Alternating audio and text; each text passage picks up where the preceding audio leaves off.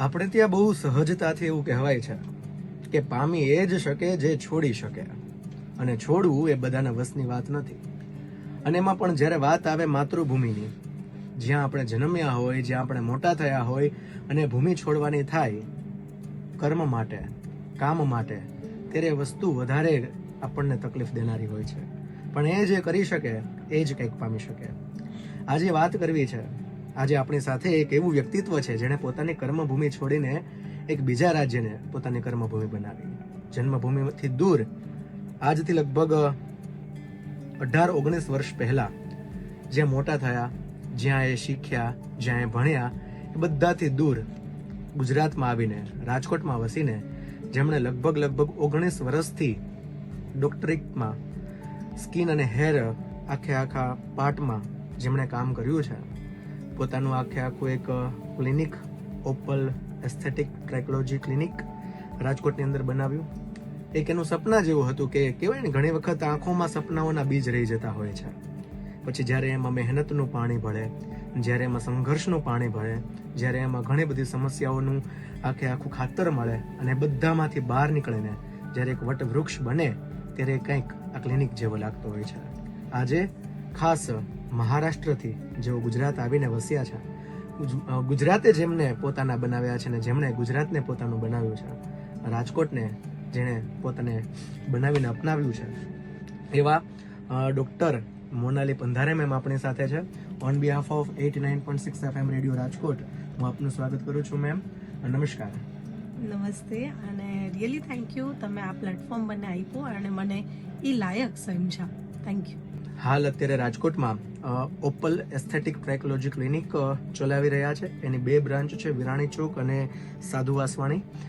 અને ખાસ આપણી વચ્ચે આજે સ્કિન અને હેરને રિલેટેડ ઘણી બધી ટિપ્સ અને જે કંઈ પણ આપણા બધા જનરલ જે સમસ્યાઓ રહેતી હોય છે એને કેમ પાર ઉતારી શકાય, એમાં હોમ રેમેડીઝ શું હોઈ શકે, એમના ક્લિનિકમાં શું એમને એ લોકો સર્વિસીસ આપે છે, બધી જ વાત કરવા માટે આપણી સાથે છે. પણ એ વાત તરફ જઈએ એ પહેલાં મને આપની જર્ની બહુ જ ઇન્સ્પાયરિંગ લાગે છે કે આપે કર્ણાટકા યુનિવર્સિટીમાંથી BHMS કર્યું, ત્યારબાદ ઓસ્ટ્રેલિયા ગયા, સિડનીમાંથી આપે ટ્રાઇકોલોજીની ટ્રેનિંગ લીધી, અને ત્યારબાદ ગુજરાતમાં આવીને, રાજકોટમાં આવીને આપ વસ્યા અને આપનું આ ક્લિનિક શરૂ કર્યું.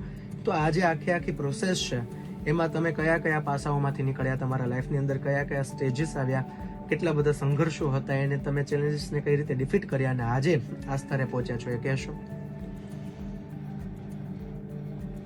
શ્યોર પ્રિયાંકભાઈ, 20 વર્ષની જર્ની હાર્ડલી 2 મિનિટમાં કેવી થોડી અઘરી છે, પણ છતાંય હું મારો પ્રયત્ન કરીશ કે હું શોર્ટમાં તમને હું જણાવું.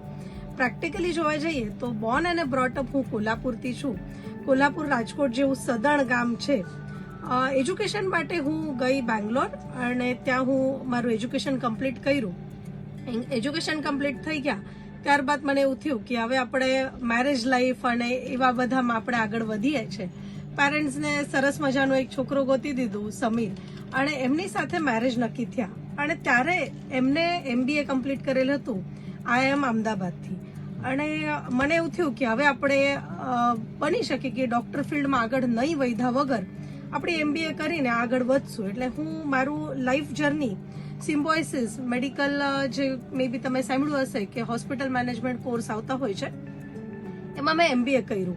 MBA કરીને ઇમરજન્સી મેડિસિન સર્વિસીસ, જે ICUમાં અથવા એમ્બ્યુલન્સ ઉપર જે ડોક્ટર્સ હોય છે, એ કમ્પ્લીટ કર્યું. કર્યા પછી મને આઈ સ્ટાર્ટ માય મેડિકલ જર્ની, અને પ્રેક્ટિસ હું થોડી ચાલુ કરી. ત્યારે મને એવું થતું હતું કે something is missing in my life, કારણ હું નિશ પૈકડું નહીં હતું અને હું જનરલાઇઝ પ્રેક્ટિસ કરતી હતી. ત્યારે એવું ખ્યાલ આવી ગયું કે મારી જે માસ્ટરી છે એ હેર અને સ્કિનમાં છે. ઘરના બધાના એડવાઇસથી અને સમીરના સપોર્ટથી હું ઓસ્ટ્રેલિયા ગઈ અને સિડની મારું એજ્યુકેશન કમ્પ્લીટ કરીને આવી. આઈ એમ બેસિકલી કોસ્મેટોલોજીસ્ટ એન્ડ ટ્રાઇકોલોજીસ્ટ. ફેમિલીની વાત કરું તો મરાઠી બ્લડ હજી મારામાં છે, ભલે હું ગુજરાતી આખા દિવસ જમું છું, પણ મરાઠી માણસ એ એક વસ્તુ એવી છે કે અમારામાં એજ્યુકેશનને બહુ પ્રાયોરિટી દેવામાં આવે. મારા મમ્મી છે એ એજ્યુકેશન ઇન્સ્પેક્ટર હતા, અત્યારે રિટાયર્ડ છે. મારા ડેડ છે એ ડિસ્ટ્રિક્ટ મેનેજર હતા અને એ રિટાયર્ડ છે. નાની સિસ્ટર IIT રૂરકીથી પાસ આઉટ છે, એના husband IIT Madras pass out છે. નાનો ભાઈ છે મારો, એ MBBS MD કરે છે બીજે મેડિકલ કોલેજ પૂનાથી. ઘરનું ફેમિલી બેકગ્રાઉન્ડ એટલું એજ્યુકેશનનું હતું કે બાય ડિફોલ્ટ પોતાને પ્રૂવ કરવા માટે ભણવું પડે એ અમારી જરૂરિયાત હતી. એજ્યુકેશન લેતા લેતા પ્રાયોરિટી એવી હતી કે આપણે સમાજને કંઈક દઈએ. ઘરેથી અમારા જે દાદા છે he was a freedom fighter and A pass થઈને ઘણા વર્ષો થઈ ગયા, પણ અમે ઘરેથી બહુ નજીકથી ફ્રીડમ ફાઇટરની જર્ની જોયેલી છે. સુભાષચંદ્ર બોઝ સાથે મારા દાદાએ કામ કરેલું છે. મારું હજી જે નેટિવ છે આટપાડી કરીને મહારાષ્ટ્રમાં સાંગલી જિલ્લામાં, ત્યાં હજી એવા મુમેન્ટ્સ છે કે જે અંગ્રેજો સાથે મારા દાદા મારા દાદીએ સફર કરેલા. તો એવા ફેમિલી બેકગ્રાઉન્ડમાંથી આવ્યા પછી મને એવું થયું કે ના, આપણે રિયલી સમાજ માટે કંઈક કરવું જોઈએ. જો તમે સમાજ માટે કંઈ ન કરો એટલું ભણીને તો એનો મતલબ નથી. So I started my journey with a good thought કે મને કંઈક મારા પેશન્ટને મારા ટીમને દેવું છે. સો એના માટે મારી આખી જે ટીમ છે એ ફિમેલ ટીમ છે. મારી પ્રાયોરિટી એવી હોય કે હું 99% ફિમેલને સપોર્ટ કરીને, જે ગર્લ્સ મારી પાસે આવતા હોય એ એટલા ઘણી વાર ભણેલા ન હોય, જે ડોક્ટર્સ મારી પાસે આવતા હોય એ બહુ જ એજ્યુકેશન સારું લઈને આવ્યા હોય ને એને એક પાથ બતાવવાનું છે. સો એવું મને લાગ્યું કે મારા લાઈફમાં હું મારા સમાજ માટે મારાથી થોડુંક શરૂ કરું. So that is my small life journey. મારી ડોટર છે, she is in a 10th, અને આવું સરસ મજાની ફેમિલી છે. અને કુદરતી કૃપા એવી કે મને પ્રાયોરિટી પ્રમાણે મારી ફેમિલી બહુ સારી મળી અને એના લીધે હું મારું પ્રોફેશનલ લાઈફ પણ બહુ સરસ મજાનું જીવી રહી છું. મેમ, આપે જેમ વાત કરી એમ કે ઘણી વખત એક ફેમિલી સપોર્ટ જે હોય છે ને એ ક્યાંક આપણને ઉડવા માટે પાંખ આપે છે. આપે જે વાત કરી એમ કે આપના ઘરનો આવડો મોટો સપોર્ટ હતો જેના કારણે તમને પ્રોફેશનલ લાઈફની અંદર ક્યારેય ડિસ્ટર્બન્સ થયું નથી અને તમે આટલા ગ્રો કરી શક્યા છો. અને દેખાય કોઈ પણ એક સક્સેસફુલ વુમન કે કોઈ પણ એક સક્સેસફુલ મેન એ ત્યારે જ સક્સેસફુલ થઈ શકે જ્યારે એનો પાર્ટનર એટલો સપોર્ટિવ હોય, એની ફેમિલી એટલી સપોર્ટિવ હોય. ક્યાંક પણ કોઈ અંશે થોડું પણ દબાણ હોય ને તો એ ક્યાંક ને ક્યાંક અટકી જતું હોય છે અને તમે આટલા ગ્રો કરી શક્યા છો. તો તમારી ફેમિલીને પણ ધન્ય છે અને ખાસ તમારી મહેનતને, તમે જેમ વાત કરી એમ કે તમે વિદેશ ગયા, બેંગ્લોર ગયા, એટલે ક્યાંક ક્યાંક તમે ઘણું બધું છોડ્યું છે, કોઈ કનેક્શન બનતા હોય એ તોડ્યા છે અને પછી એક જગ્યાએથી બીજી જગ્યાએ શિફ્ટ થઈને ત્યાં નવા સંબંધો બનાવ્યા છે. રાજકોટમાં આપે આવ્યા અને આપે આ ક્લિનિક શરૂ કર્યું. અને ખાસ તમે જેમ વાત કરી એમ કે તમારી જે માસ્ટરી છે હેર અને સ્કિનમાં, તો મને ખાસ તો એ જાણવું છે કે આપ સુધી ઘણા બધા આટલા વર્ષોથી આપની પ્રેક્ટિસ રહી છે તો ઘણા બધા પ્રશ્નો તમારા સુધી પહોંચતા હોય છે સ્કિનને લઈને અને હેરને લઈને. એમાં સૌથી વધારે કોમન પ્રશ્નો ક્યાં હોય છે? એમાં આપણે ઘરે એની શું સારવાર કરી શકીએ, એના કારણો શું હોઈ શકે અને અલ્ટિમેટલી આપણું જે ક્લિનિક છે એડવાન્સ લેવલ ઉપર બીજા કરતાં કેમ અલગ કામ કરે છે, એ કહેશો? સો ચોક્કસ પ્રિયાંકભાઈ, આવડી જર્નીમાં હું એક વસ્તુ ઓબ્ઝર્વ કરી કે ઘણીવાર લોકો પોતાના શરીરને એટલી પ્રાયોરિટી આપતા નથી. એટલે તમારે ડૉક્ટર પાસે જવું કાં પડે, કારણ જો તમે તમારા શરીરને થોડુંક સાચવશો તો ડૉક્ટર પાસે જવાની જરૂર પડતી નથી. હવે નાના મોટા રોગ આવતા હોય એ વાત અલગ છે, પણ આપણે વાત કરીએ વાળની અથવા સ્કિનની અથવા ચામડીની, બરાબર? સો આજ વાળની વાત કરતાં મારા જે 18-19 વર્ષનો અનુભવ છે એમાં હું જે ઓબ્ઝર્વ કર્યું છે, જ્યારે મારું પહેલું ક્લિનિક હતું સાધુ વાસવાણી રોડ ઉપર, તમે ગૂગલ ઉપર જોશો, એનું નામ હતું doctor Mona skin and hair clinic. જે ઘણા પેશન્ટ્સ અત્યારે આપણા ઓડિયો અથવા વિડીયો સાંભળતા હોય, જોતા હશે, તો મે બી એ મને doctor Mona skin and hair clinic નામથી ઓળખતા હશે. સમય જતાં ઓપીડી વધતી ગઈ, રોજના 40-45 પેશન્ટ હું એકલી મેનેજ કરું મારા માટે ડિફિકલ્ટ થતું ગયું. અને મારું એક સપનું હતું ઓપલને લઈને કે મને ઘણી બધી જગ્યા પહોંચવું હતું. મારું જે નોલેજ છે, મારી જે યુનિકનેસ છે, જે તમે મને વાત કરી કે યુનિકનેસ શું છે તમારા ક્લિનિકની અથવા મારી સ્પેશિયલી, તો હું કામ કરવાને પ્રાયોરિટી આપું. મારી પ્રાયોરિટી અથવા મારા ટીમની પ્રાયોરિટી એવી છે કે પેશન્ટને પૂરેપૂરું ટ્રીટમેન્ટ આપવું. ટ્રીટમેન્ટ આપતી વખતે અમારી પહેલી પ્રાયોરિટી એવી છે કે treatment should be little bit economical. Economical હોય તો પેશન્ટને છે ને જીવન જરૂરિયાતની વસ્તુ પૂરી કરતા નાકને દમ આવતો હોય. અને સ્કિન અને હેર ટ્રીટમેન્ટ કરવા માટે લોકો પાસે એવા છૂટથી પૈસા ન હોય, તો ત્યારે એને મારા ક્લિનિકની યાદ આવી જોઈએ એવી મારી પ્રાયોરિટી હતી. એટલે ઇકોનોમિકલ ટ્રીટમેન્ટ દેતી વખતે હું બધી જ જગ્યાએ પહોંચી ન શકું, એટલે હું મારા ક્લિનિકને બ્રાન્ડ નેમ બનાવ્યું opal. Opal is Australian stone. મારું એજ્યુકેશનની શરૂઆત ઓસ્ટ્રેલિયાથી થઈ એટલે મારા ક્લિનિકને હું સમય જતાં નામ ચેન્જ કરીને ઓપલ નામ રાખ્યું. સો અત્યારે આપણે જે 2 ક્લિનિકની વાત થઈ એ ઓપલ નામથી અમે આવ્યા છે. હવે હેરની ટ્રીટમેન્ટની આપણે વાત કરીએ કે ઘણા પેશન્ટ્સને હેરના પ્રોબ્લેમ આવતા હોય તો પહેલાં તો એ જાણીએ કે કયા પ્રોબ્લેમથી પેશન્ટ આવતા હોય અથવા કયા પ્રોબ્લેમથી પેશન્ટ સફર થતા હોય. જેમ કે સૌથી કોમન પ્રશ્ન છે એ વાળ ખરવાનો. એ ફિમેલ અને મેલ તમે જોશો તો સૌથી મોટો સળગતો ક્વેશ્ચન છે વાળ ખરવાનો. એમાં ઘરમાં બધા જ પરેશાન થતા હોય. જો શાકભાજી અથવા સબ્જી છે, લીલોતરી મેથીની સબ્જી ઘરવાળી સુધારી હોય કે સંભાળી હોય તો એમાં ઓફિસમાં ટિફિન ખોલે એટલે એમાં એક વાળ આવે. ત્યારે ઘરવાળાને ખબર પડે કે ઘરવાળીના વાળ વધારે ખરે છે. વોશરૂમમાં જો તો ઘણા બધા વાળ ખરેલા દેખાતા હોય અને ત્યારે એ એના વાઈફને લઈને અમારી પાસે આવતા હોય. જ્યાં સુધી 60-70 વાળ ખરે નહીં ને ત્યાં સુધી પેશન્ટ આવતું ન હોય. 70 થી 80 વાળ ખરે એટલે ત્યારે એને અમારા જેવા ક્લિનિકની અથવા ડોક્ટર મોનાની યાદ આવે. પણ હું આજે સજેસ્ટ કરીશ કે જો તમારા વાળ ખરતા હોય, ડેન્ડ્રફ હોય, ઉંદરી હોય તો પહેલી પ્રાયોરિટી તમે થોડીક રીતે ઘરે જો એને ટ્રીટ કરી શકતા હશો તો ટ્રીટ કરો. સાવ 80-90 વાળ ખરે ત્યાં સુધી રાહ ન જો, કારણ એને રિવર્સ લઈ આવવા માટે અમને પણ 1-1.5 મહિનો જોતો હોય. તો ફર્સ્ટ પ્રાયોરિટીમાં હું એવું સજેસ્ટ કરીશ કે આપણે છે ને ગુજરાતમાં રહીએ છીએ અને આપણે રહીએ છીએ ગરમ વાતાવરણમાં. ટીવી ઉપર અથવા ઇન્સ્ટાગ્રામ ઉપર, યુટ્યુબ ઉપર એડ આવતી હોય તેલ લગાવવાની અને તેલ હોય છે કોકોનટનું. સાઉથના લોકો એડવર્ટાઇઝ બનાવે છે અને આપણા ગુજરાતના લોકો કોકોનટ ઓઇલ માથામાં નાખે છે. તો પહેલી પ્રાયોરિટી કે તમારે કોકોનટ ઓઇલને થોડુંક ઓછું કરી નાખવું જોઈએ, કારણ કોકોનટ ઓઇલ એટલું ચીકણું હોય કે આપણા વાતાવરણને એ સૂટ જ થતું નથી. એટલે કોકોનટ ઓઇલનું પ્રમાણ એક તો તમારે ઓછું કરવું જોઈએ. બીજું, આપણા અહીંયા એક ટ્રેન્ડ એવું છે કે સોમવારે તેલ લગાવ્યું એટલે શનિવારે હનુમાનજીના વારના દિવસે જ ધોવાનું. તો એ પહેલાં બંધ કરી દેવું જોઈએ. માથું એટલીસ્ટ અઠવાડિયામાં 3 વાર તો ફિમેલ અને મેલ ડેલી વોશ કરવું જોઈએ. જો તમે કારમાં જતા આવતા હશો અથવા તમારું ઓફિસ વર્ક ફૂલ એસીમાં હોય તો મેલ અલ્ટરનેટ ડે વોશ કરે તો ચાલશે. પણ એટલીસ્ટ તમે જો બાઇક, એક્ટિવા, સ્કૂટી અને રાજકોટ જેવા હેવી ટ્રાફિક એરિયામાં જો તમે બાઇક લઈને જતા હશો તો ડેલી વોશ કરવું જરૂરી છે. એ યાદ રાખજો, જો તમે ડેલી વોશ, હેર વોશ નહીં કરશો તો સમય જતાં તમને ડેન્ડ્રફનો પ્રોબ્લેમ દેખાશે. હવે વાત આવી કે ખરતા વાળ, એના કારણો શું? તો તમને ખ્યાલ જ છે કે શરીરની અંદર જો કંઈક બગાડ થાય તો શરીર સ્કિન અને હેરમાં રિફ્લેક્શન આપે છે.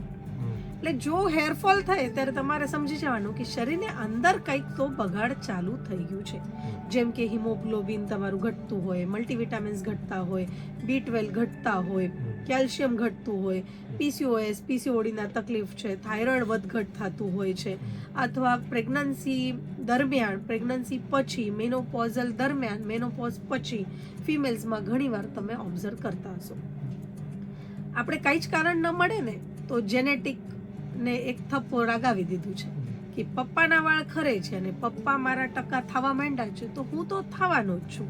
પણ હવે ટેકનોલોજી ચેન્જ થઈ ગઈ છે. હવેના ટેકનોલોજી પ્રમાણે જો તમને ફીલ થતું હોય કે ઉંમરના 22માં 23માં વર્ષે ફિમેલ્સમાં બાલ્ડનેસ દેખાતું હોય, મેલમાં બાલ્ડનેસ દેખાતું હોય તો એને એટલીસ્ટ એના નજીકના જીપી ડોક્ટર અથવા ટ્રાઇકોલોજિસ્ટને કન્સલ્ટ કરવું જરૂરી છે. ઘણીવાર પેશન્ટ હાફ બાલ્ડ થઈ ગયા પછી અમારી પાસે આવતા હોય, જેમ કે 3rd ગ્રેડ, 2 ગ્રેડ, અને ત્યારે ઓપ્શન વધે ખાલી ટ્રાન્સપ્લાન્ટ. તો જો પ્રાઇમરી લેવલે તમને એવું લાગે કે વાળ ખરે છે 20, 25, 30 તો એક તો કન્સલ્ટ કરો અથવા પ્રાઇમરી લેવલે ઘરે એને ટ્રીટ કરજો. હવે વાત આવી માથામાં તેલ નાખવું શું? કોકોનટ તો ના પાડી, તો હવે નાખશું શું? તો એવરેજ જોવા જઈએ તો ઓઇલ ફ્રી એટલે ચીકણું ન હોય એવા તેલ તમે સજેસ્ટ કરી શકો. જેમ કે આલ્મંડ ઓઇલ છે, આપણે ઘરે બનાવેલા તેલ ઘણા વાપરતા હોય તો હું સજેસ્ટ એવું કરીશ કે હું 99% પેશન્ટને ના પાડતી હોઉં કે ઘરે બનાવેલા તેલ ન વાપરવા જોઈએ, કારણ એની અંદર જેટલા બધા પ્રોડક્ટ વાપરવામાં આવતા હોય એ બધા જ પ્રોડક્ટ ઘરે બધાને સૂટ થતા હોય એવું જરૂરી નથી. એટલે બને ત્યાં સુધી ઓઇલ ફ્રી પ્રોડક્ટ્સ વાપરજો. શેમ્પૂ પેરાબીન ફ્રી વાપરજો. આપણે ડીમાર્ટમાં અથવા મોટા મોલમાં જઈને buy one get one shampoo પર જતા હોય તો હું સજેસ્ટ કરીશ કે એવા શેમ્પૂઝ યુઝ કરવા પહેલા એ મોલિક્યુલ તમને સૂટ થાય છે કે નથી થતું એનો સ્ટડી કરો. જો તમે ઇન્સ્ટાગ્રામ ફેસબુક ઉપર રીલ્સ જોવા માટે ટાઈમ સ્પેન્ડ કરતા હશો તો ગૂગલ અત્યારે ઘણું ઓપ્શન તમને આપે છે, થોડું સ્ટડી કરો. તમે કંઈ મેડિસિન્સ લેતા હો છો ઇન્ટરનલ, ઘણા છોકરાઓ જીમમાં જતા હોય ઉંમરના 22માં 23માં વર્ષે, હેવી જીમ એક્સરસાઇઝ કરતા હોય, આવા ટાઈમે એમનું ટેસ્ટોસ્ટેરોન લેવલ થોડુંક વધી જતું હોય છે અને એના લીધે એને હેરફોલ પણ વધતું હોય છે. પેશન્ટ ખાલી પ્રોટીનનો ઇન્ટેક કરતા હોય છે તો ખાલી પ્રોટીન ઇમ્પોર્ટન્ટ નથી, તો એના બાકીના સપ્લિમેન્ટની પણ જરૂર પડતી હોય છે. તો પ્રાઇમરી લેવલે હું સજેસ્ટ કરીશ કે ઘરનો ખોરાક પહેલાં ખાવાનું ચાલુ કરજો. હું તમને વાત કરી એ પ્રમાણે હું મહારાષ્ટ્રથી છું. અમારા અહીંયા બહાર જમવું આ એક મોટો ક્વેશ્ચન હોય. પેરેન્ટ્સ તરત પૂછે કે બહાર શું કામ જમવા જવું છે. પીઝા સમીર સાથે મેરેજ કરીને રાજકોટ આવ્યા પછી મેં ખાધા. એટલે રાજકોટમાં છે ને સાંજના રસોડા હવે બંધ થઈ ગયા છે અને વર્કિંગ વુમન હોય કે હાઉસવાઈફ હોય, રવિવારે રસોઈ નહીં બને એ ટેગલાઇન થઈ ગઈ છે રાજકોટની. એટલે મને એવું લાગે કે આપણે થોડુંક ફૂડ ઘરનું હોય તો વધારે સારું. છોકરાઓ પીઝા બર્ગર ચીઝવાળી વસ્તુ થોડી ઓછી કરે તો વધારે સારું. અને ગ્રીન વેજીટેબલ જે અત્યારે ઘણા લેડીઝને જ ખબર નથી કે લીલોતરી શાક એટલે શું. લીલોતરી એટલે શું? ભીંડા, ગવાર. તો લીલોતરી એટલે ઈ નથી. તો લીલોતરી એટલે પાલક છે, મેથી છે, પુદીના છે, તાંદળજિયા છે. આવા શાકભાજી ખાવા જરૂરી છે. તમારા ખોરાકમાં દિવસમાં એક એટલીસ્ટ જ્યુસ જવું જરૂરી છે.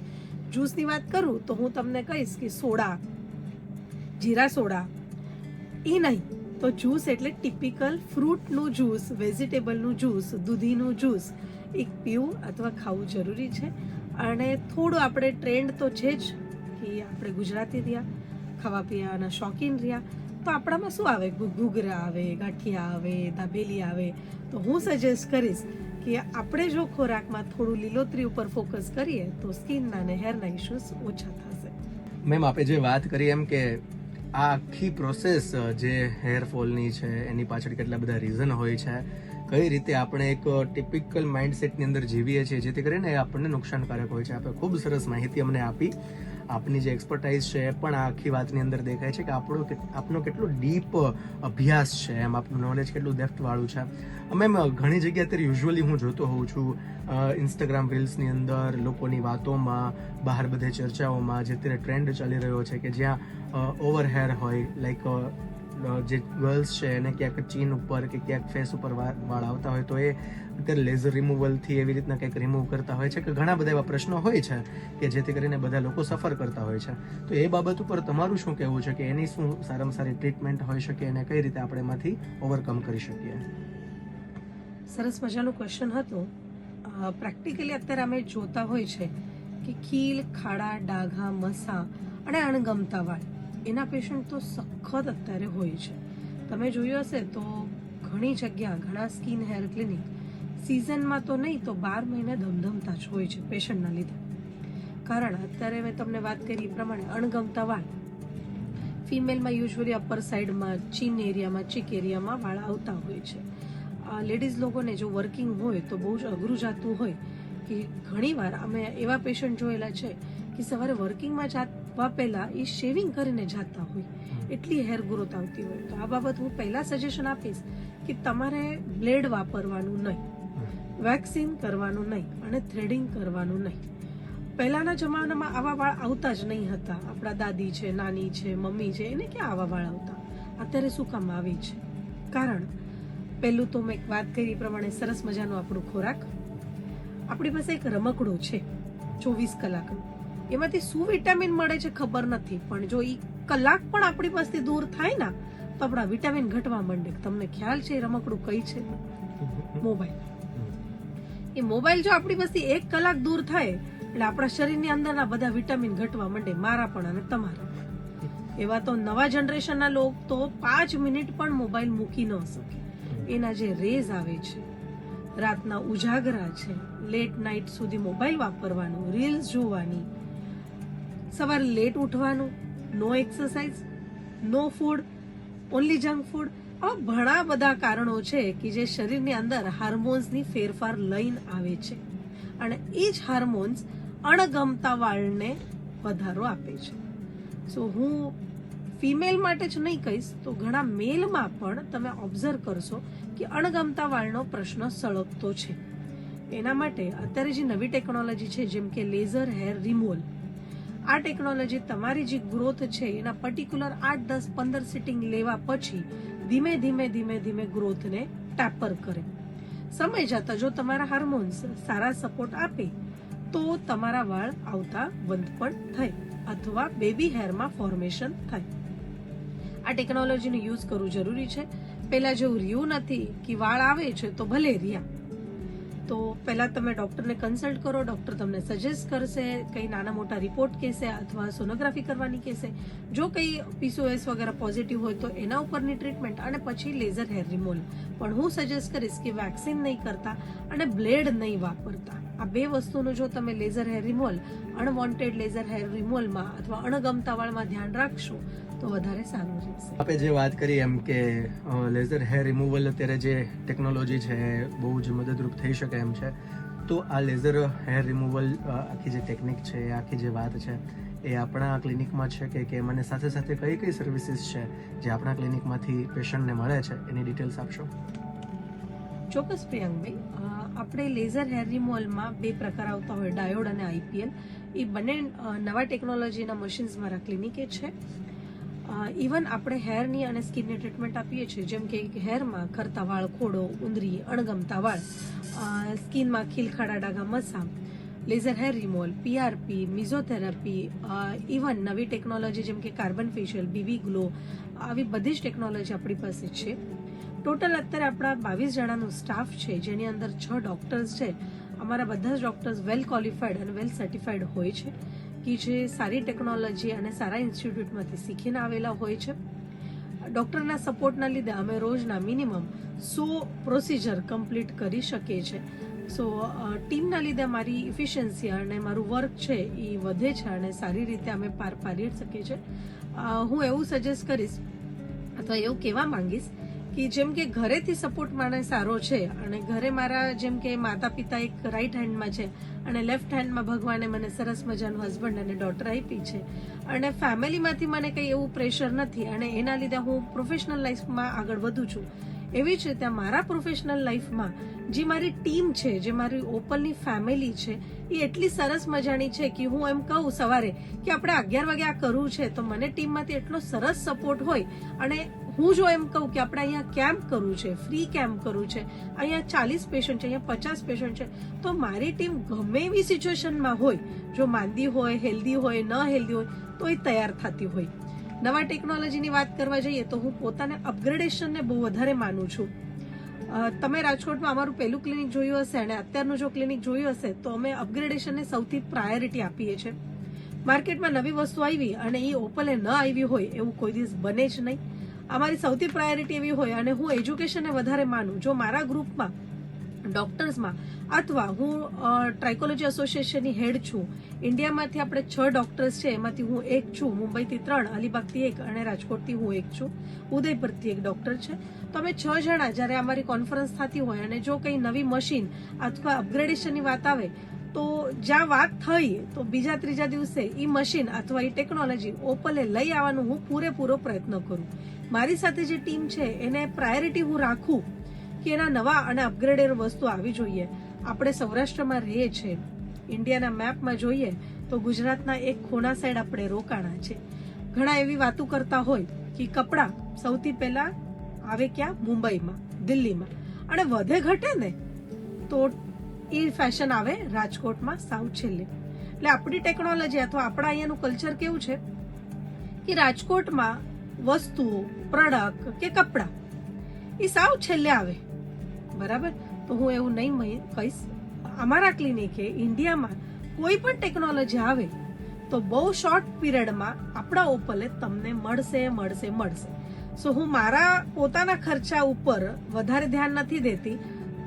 અથવા મારા રૂટીન એક્સપેન્સીસ ઉપર હું ધ્યાન નથી દેતી, તો મને મારા ક્લિનિકના અપગ્રેડેશન માટે, નવા ટેકનોલોજી માટે, પેશન્ટને નવી વસ્તુ લઈને આવવા માટે, મશીન લઈ આવવા માટે પ્રાયોરિટી રાખું છું. તો મેમ તમે જેમ વાત કરી એમ કે કોઈ પણ નવી ટેકનોલોજી આવે છે તો એ અપોલની અંદર આવે છે, તો ખાસ કરીને જેટલા પણ અત્યારે સ્કિન અને હેરને લગતા જેમને પ્રશ્નો છે એવા પેશન્ટને જો તમારા સુધી પહોંચવું હોય, તમારા સુધી આવવું હોય ને આપની એક્સપર્ટાઇઝ છે, આપની જે પ્રેક્ટિસ છે, આપની જે ડૉક્ટરોની આ બધી સધર ટીમ જે છે એમની પાસેથી ટ્રીટમેન્ટ કરાવી હોય તો કોઈ પણ એક એવરેજ પેશન્ટ છે એ કઈ રીતે આપના સુધી પહોંચી શકે છે, આપણે કઈ કઈ બ્રાન્ચ છે, તેનું એડ્રેસ, આપનો કોન્ટેક્ટ, કઈ રીતે અપોઇન્ટમેન્ટ લઈ શકે, બધી ડિટેલ્સ આપશો?